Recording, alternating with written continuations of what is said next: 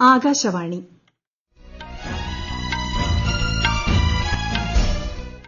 നമസ്കാരം. വാർത്തകൾ വായിക്കുന്നത് സുവർണ.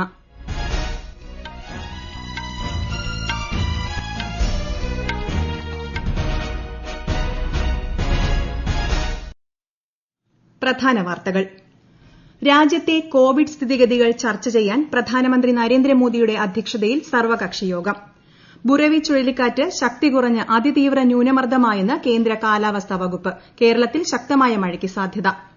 ഇന്ന് ഇന്ത്യൻ നാവികസേനാ ദിനം. രാഷ്ട്രപതി, ഉപരാഷ്ട്രപതി, പ്രധാനമന്ത്രി തുടങ്ങിയവർ നാവികസേനാ ദിനത്തിൽ ആശംസകൾ നേർന്നു. രാജ്യത്തെ കോവിഡ് മുക്തി നിരക്ക് 94.2% ഉയർന്നു. പ്രതിദിന രോഗസ്ഥിരീകരണ നിരക്ക് 4%-ൽ താഴെയെന്ന് കേന്ദ്ര ആരോഗ്യ മന്ത്രാലയം. കേരളത്തിൽ നിലവിൽ ചികിത്സയിലുള്ളത് 61,209 കോവിഡ് രോഗികൾ. ഇന്നലെ രോഗമുക്തരായത് 5,590 പേർ. വാർത്തകൾ വിശദമായി. ബുറെവി ചുഴലിക്കാറ്റ് ശക്തി കുറഞ്ഞ് അതിതീവ്ര ന്യൂനമർദ്ദമായി മാന്നാർ കടലിടുക്കിൽ കേന്ദ്രീകരിച്ചിരിക്കുകയാണെന്ന് കേന്ദ്ര കാലാവസ്ഥാ വകുപ്പ്. ബുറെവി ഇപ്പോൾ കന്യാകുമാരിയിൽ നിന്ന് ഏകദേശം 160 കിലോമീറ്റർ ദൂരത്തിലാണ്. അതിതീവ്ര ന്യൂനമർദ്ദത്തിന്റെ പരമാവധി വേഗത മണിക്കൂറിൽ 55 മുതൽ 65 കിലോമീറ്റർ വരെയും ചില അവസരങ്ങളിൽ 75 കിലോമീറ്റർ വരെയും ആകാമെന്നാണ് കാലാവസ്ഥാ വകുപ്പിന്റെ വിലയിരുത്തൽ. അടുത്ത 12 മണിക്കൂറിൽ അതിതീവ്ര ന്യൂനമർദ്ദം വീണ്ടും ശക്തി കുറഞ്ഞ് തീവ്ര ന്യൂനമർദ്ദവും പിന്നീട് ന്യൂനമർദ്ദവുമായി മാറുമെന്നാണ് പ്രവചനം. കേരളത്തിലെത്തും മുൻപ് തമിഴ്നാട്ടിൽ വെച്ച് തന്നെ ന്യൂനമർദ്ദത്തിലെ കാറ്റിന്റെ വേഗത കുറഞ്ഞേക്കാം. എന്നാൽ മത്സ്യബന്ധനത്തിന് ഏർപ്പെടുത്തിയിരിക്കുന്ന നിരോധനം തുടരും. കേരളത്തിൽ പലയിടങ്ങളിലും ശക്തമായ മഴയ്ക്ക് സാധ്യതയുണ്ട്. രാജ്യത്തെ കോവിഡ് മഹാമാരിയുമായി ബന്ധപ്പെട്ട സ്ഥിതിഗതികൾ ചർച്ച ചെയ്യാൻ പ്രധാനമന്ത്രി നരേന്ദ്രമോദിയുടെ അധ്യക്ഷതയിൽ ഇന്ന് സർവകക്ഷി യോഗം. ഓൺലൈനായി നടക്കുന്ന യോഗത്തിൽ കേന്ദ്ര ആഭ്യന്തരമന്ത്രി അമിത് ഷാ, രാജ്യരക്ഷാമന്ത്രി രാജ്നാഥ് സിംഗ്, ആരോഗ്യമന്ത്രി ഹർഷ് വർദ്ധൻ എന്നിവരും കോൺഗ്രസ് നേതാവ് അധീർ രഞ്ജൻ ചൌധരി, ഗുലാം നബി ആസാദ്, തൃണമൂൽ കോൺഗ്രസ് നേതാവ് ഡെറിക് ഒബ്രിയൻ തുടങ്ങിയവരും പങ്കെടുക്കും. രാജ്യത്ത് ഒരു ദിവസം കോവിഡ് മുക്തരാകുന്നവരുടെ എണ്ണം പ്രതിദിന രോഗികളേക്കാൾ കൂടുതലാണെന്ന് കേന്ദ്ര ആരോഗ്യ മന്ത്രാലയം. ഇതുവരെ ആകെ 90 ലക്ഷത്തിലേറെ പേർ കോവിഡ് മുക്തി നേടി. ഇന്നലെ മാത്രം 43,000-ഓളം പേരാണ് രോഗമുക്തരായത്. രോഗമുക്തി നിരക്ക് 94.2%-ആയി ഉയർന്നു. കഴിഞ്ഞ 27 ദിവസങ്ങളായി പ്രതിദിന രോഗികളുടെ എണ്ണം 50,000-ൽ താഴെ മാത്രമാണ്. ഇന്നലെ 36,500-ഓളം പുതിയ കേസുകൾ സ്ഥിരീകരിച്ചു. കേരളത്തിൽ നിലവിൽ ചികിത്സയിലുള്ള കോവിഡ് രോഗികളുടെ എണ്ണം 61,209-ആയി. ഇന്നലെ 5,376 പേർക്ക് കോവിഡ് സ്ഥിരീകരിക്കുകയും 5,590 പേർ രോഗമുക്തി നേടുകയും ചെയ്തു. 8.89%-ആണ് രോഗസ്ഥിരീകരണ നിരക്ക്. ഇന്നലെ 31 മരണം കൂടി കോവിഡ് മൂലമാണെന്ന് സ്ഥിരീകരിച്ചു. ഇതോടെ കേരളത്തിൽ കോവിഡ് മൂലം ജീവൻ നഷ്ടമായവരുടെ എണ്ണം 2,329-ആയി. രാജ്യത്തെ പ്രതിദിന രോഗസ്ഥിരീകരണ നിരക്ക് 4%-ൽ താഴെ മാത്രമാണെന്ന് കേന്ദ്ര ആരോഗ്യ മന്ത്രാലയം. കഴിഞ്ഞ 24 മണിക്കൂറിൽ രാജ്യത്ത് 11,70,000-ലേറെ സാമ്പിളുകളാണ് കോവിഡ് പരിശോധനയ്ക്ക് വിധേയമാക്കിയത്. ഉയർന്ന പരിശോധനാ നിരക്ക് രോഗം നേരത്തെ കണ്ടെത്തുന്നതിനും മരണനിരക്ക് കുറയ്ക്കുന്നതിനും സഹായകരമായെന്ന് കേന്ദ്ര ആരോഗ്യ മന്ത്രാലയം വ്യക്തമാക്കി. ലോകത്ത് നിലവിൽ കോവിഡ് ചികിത്സയിലുള്ളവരുടെ എണ്ണം 1,86,00,000 കടന്നു. 4,53,00,000-ലധികം പേർക്ക് രോഗം ഭേദമായപ്പോൾ 15 ലക്ഷത്തിലധികം പേർക്ക് ജീവൻ നഷ്ടമായി. ഏറ്റവും അധികം രോഗബാധിതരുള്ള അമേരിക്കയിൽ മരണസംഖ്യ 2,82,000 കടന്നു. 57 ലക്ഷത്തോളം പേർ ഇവിടെ നിലവിൽ ചികിത്സയിലുണ്ട്. France, Brazil, Italy, Belgium, Russia തുടങ്ങിയ രാജ്യങ്ങളിലും രോഗവ്യാപനം തുടരുകയാണ്. അമേരിക്കയിലെ പാൻ IIT സംഘടിപ്പിക്കുന്ന IIT 2020 ആഗോള വെർച്വൽ ഉച്ചകോടിയിൽ പ്രധാനമന്ത്രി നരേന്ദ്രമോദി ഇന്ന് മുഖ്യപ്രഭാഷണം നടത്തും. ആഗോള സമ്പദ് വ്യവസ്ഥ, സാങ്കേതിക വിദ്യ, ആരോഗ്യം, സാർവത്രിക വിദ്യാഭ്യാസം തുടങ്ങിയ വിഷയങ്ങളാകും ഉച്ചകോടിയിൽ പ്രധാനമായും ചർച്ചയാവുക. വ്യവസായം, അക്കാദമിക് മേഖലകളിൽ നിന്നുള്ള പ്രമുഖരെ പങ്കെടുപ്പിച്ചുകൊണ്ട് പാൻ IIT USA 2003 മുതലാണ് സമ്മേളനത്തിന് തുടക്കമിട്ടത്. IIT പൂർവ്വ വിദ്യാർത്ഥികളുടെ സന്നദ്ധ സേവാ സംഘമാണ് pan IIT USA. Reserve bank പുതിയ വായ്പാ നയം പ്രഖ്യാപിച്ചു. പലിശ നിരക്ക് 4%-ൽ തന്നെ തുടരാൻ റിസർവ് ബാങ്കിന്റെ ധനനയ സമിതിയുടെ യോഗം തീരുമാനിച്ചതായി RBI ഗവർണർ ശക്തികാന്ത ദാസ് അറിയിച്ചു. 2021-ൽ ആഭ്യന്തര മൊത്ത ഉൽപ്പാദനം -7.5% അദ്ദേഹം പറഞ്ഞു.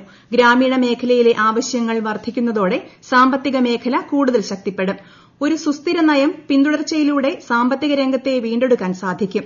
സാമ്പത്തിക മേഖലയുടെ സ്ഥിരത കാത്തുസൂക്ഷിക്കാൻ റിസർവ് ബാങ്ക് പ്രതിജ്ഞാബദ്ധമാണെന്നും അതിനായി ആവശ്യമായതെല്ലാം ചെയ്യുമെന്നും ശ്രീ ശക്തികാന്ത ദാസ് വ്യക്തമാക്കി. ഈ വാർത്തകൾ ആകാശവാണിയിൽ നിന്ന്. കൊറോണ ആശങ്കയല്ല, ജാഗ്രതയാണ് വേണ്ടത്. കേന്ദ്ര ആരോഗ്യ മന്ത്രാലയം പുറപ്പെടുവിക്കുന്ന നിർദ്ദേശങ്ങൾ. ജനങ്ങൾ കൂട്ടം കൂടുന്നത് ഒഴിവാക്കുക. ഇടയ്ക്കിടെ കൈകൾ സോപ്പും വെള്ളവും ഉപയോഗിച്ചോ സാനിറ്റൈസർ ഉപയോഗിച്ചോ വൃത്തിയാക്കുക. നിർബന്ധമായും മാസ്ക് ധരിക്കുക. പനിയോ ചുമയോ ശ്വാസതടസ്സമോ തുടരുന്ന സാഹചര്യത്തിൽ വൈദ്യസഹായം തേടുക. കൊറോണയെ സംബന്ധിച്ച വിവരങ്ങൾക്ക് ആരോഗ്യ മന്ത്രാലയത്തിന്റെ 1075 ലും ദിശയുടെ 1056 ലും ബന്ധപ്പെടാം. ഇന്ന് ഇന്ത്യൻ നാവികസേനാ ദിനം. രാജ്യത്തിന്റെ സുരക്ഷ ഉറപ്പാക്കാനും യശസ്സ് ഉയർത്താനും അന്താരാഷ്ട്ര ബന്ധങ്ങൾ ശക്തിപ്പെടുത്താനും നാവികസേന വലിയ പങ്കാണ് വഹിക്കുന്നത്. ഒരു റിപ്പോർട്ട്. 1971 ഇന്ത്യ പാകിസ്ഥാൻ യുദ്ധത്തിൽ ഓപ്പറേഷൻ ട്രൈഡന്റ് എന്ന പേരിൽ നാവികസേന നടത്തിയ ഉജ്ജ്വലമായ പോരാട്ടത്തിന്റെയും വിജയത്തിന്റെയും സ്മരണ പുതുക്കാനാണ് എല്ലാ വർഷവും ഡിസംബർ 4 നാവികസേനാ ദിനമായി ആചരിക്കുന്നത്. ലോകത്തിലെ ഏറ്റവും മികച്ച നാവികസേനകളിൽ ഒന്നാണ് ഇന്ത്യൻ നാവികസേന. സൈനിക ശക്തി എന്നതിനു പുറമെ രക്ഷാപ്രവർത്തനങ്ങൾ, മാനുഷിക ദൌത്യങ്ങൾ, ദുരന്ത നിവാരണം തുടങ്ങിയവയിലും ഇന്ത്യൻ നാവികസേന മികവ് തെളിയിച്ചിട്ടുണ്ട്. കോവിഡ് പശ്ചാത്തലത്തിൽ വിദേശ രാജ്യങ്ങളിൽ കുടുങ്ങിക്കിടന്ന ഇന്ത്യക്കാരെ തിരികെ കൊണ്ടുവരാനും മറ്റു രാജ്യങ്ങൾക്ക് സഹായം എത്തിക്കുന്നതിലും സ്തുത്യർഹമായ സേവനമാണ് നാവികസേന കാഴ്ചവച്ചത്. മിഷൻ സാഗർ, സമുദ്രസേതു തുടങ്ങിയവ ഇതിന് ഉദാഹരണമാണ്.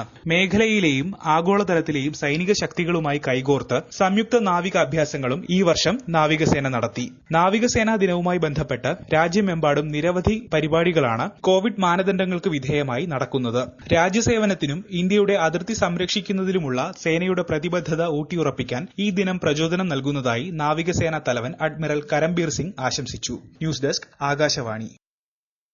നാവികസേനാ ദിനമായ ഇന്ന് രാഷ്ട്രപതി, ഉപരാഷ്ട്രപതി, പ്രധാനമന്ത്രി, രാജ്യരക്ഷാമന്ത്രി തുടങ്ങിയവർ ആശംസകൾ നേർന്നു.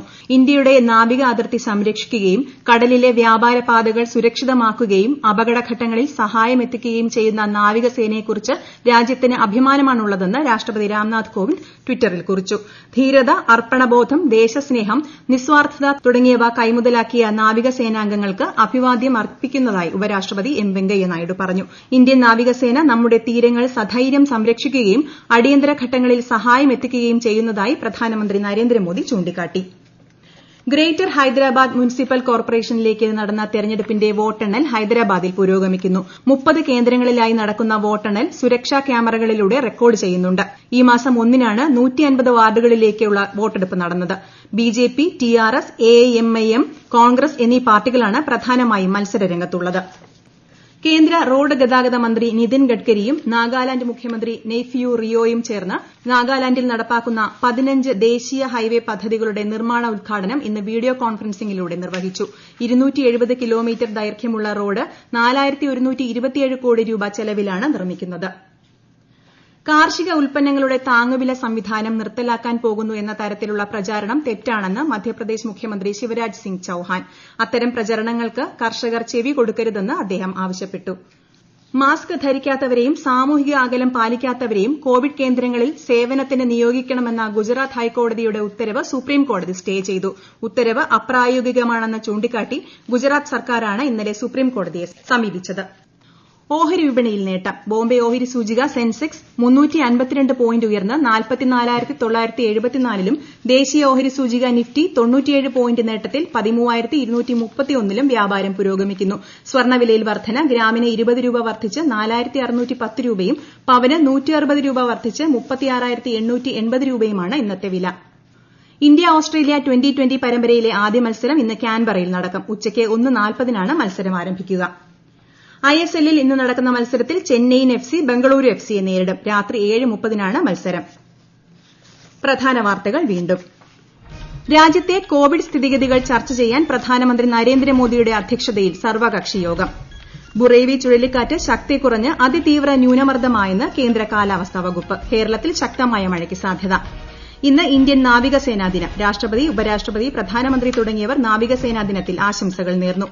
രാജ്യത്തെ കോവിഡ് മുക്തി നിരക്ക് 94.2% ഉയർന്നു. പ്രതിദിന രോഗസ്ഥിരീകരണ നിരക്ക് 4%-ൽ താഴെയെന്ന് കേന്ദ്ര ആരോഗ്യ മന്ത്രാലയം. കേരളത്തിൽ നിലവിൽ ചികിത്സയിലുള്ളത് 61,209 കോവിഡ് രോഗികൾ. ഇന്നലെ രോഗമുക്തരായത് 5,590 പേർ. വാർത്തകൾ കഴിഞ്ഞു. അടുത്ത വാർത്താ പ്രക്ഷേപണം വൈകുന്നേരം 6:30-ന്. ഞങ്ങളുടെ വാർത്തകളും വാർത്താ അധിഷ്ഠിത പരിപാടികളും all India radio news Thiruvananthapuram എന്ന യൂട്യൂബ് ചാനലിൽ ലഭ്യമാണ്. കൂടുതൽ വാർത്തകൾക്കായി @all India radio news Thiruvananthapuram എന്ന ഫേസ്ബുക്ക് പേജും @AIR News_TVM എന്ന ട്വിറ്റർ ഹാൻഡിലും സന്ദർശിക്കാം.